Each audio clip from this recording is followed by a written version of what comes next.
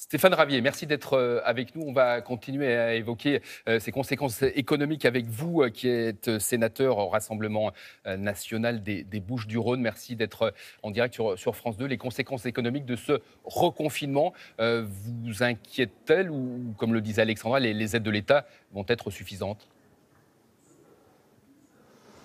C'est un arrêt de mort qui a été annoncé par le président de la République hier et qui sera confirmé par le Premier ministre aujourd'hui. Moi, ce que je note, c'est que la grande distribution, les gros, une fois de plus, vont très bien s'en sortir. Ça va être une affaire juteuse pour elle, ce confinement. Et les petits, eh bien, vous l'avez dit, les restaurateurs, les bars, les commerçants, les artisans, eh bien, eux qui ont fait tant d'efforts et qui ont respecté les consignes, etc., eh bien, eux, ils n'ont pas d'autre choix que de fermer.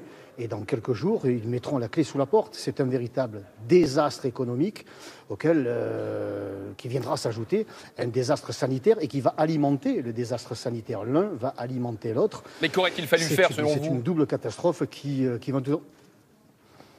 Ce qu'il fallait faire, eh bien, écoutez, il fallait agir en amont, il fallait agir dès le mois de février, il fallait investir dans les masques. Or, on nous disait qu'il n'était pas nécessaire, il fallait investir dans les respirateurs, il fallait surtout investir dans les tests de manière à isoler. Il fallait peut-être aussi écouter le docteur Raoult, que l'on a complètement diabolisé.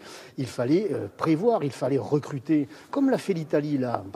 L'Italie a tiré les enseignements de la première vague et elle a recruté 20 000 soignants, ce que n'a pas fait la France.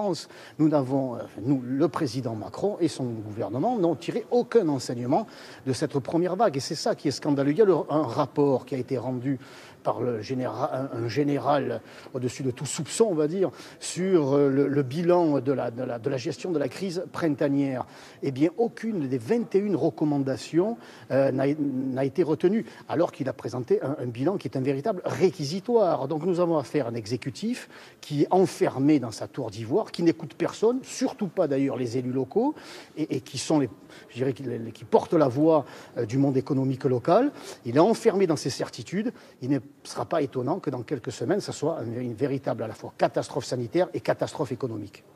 Merci Stéphane Ravier d'avoir été avec nous. On va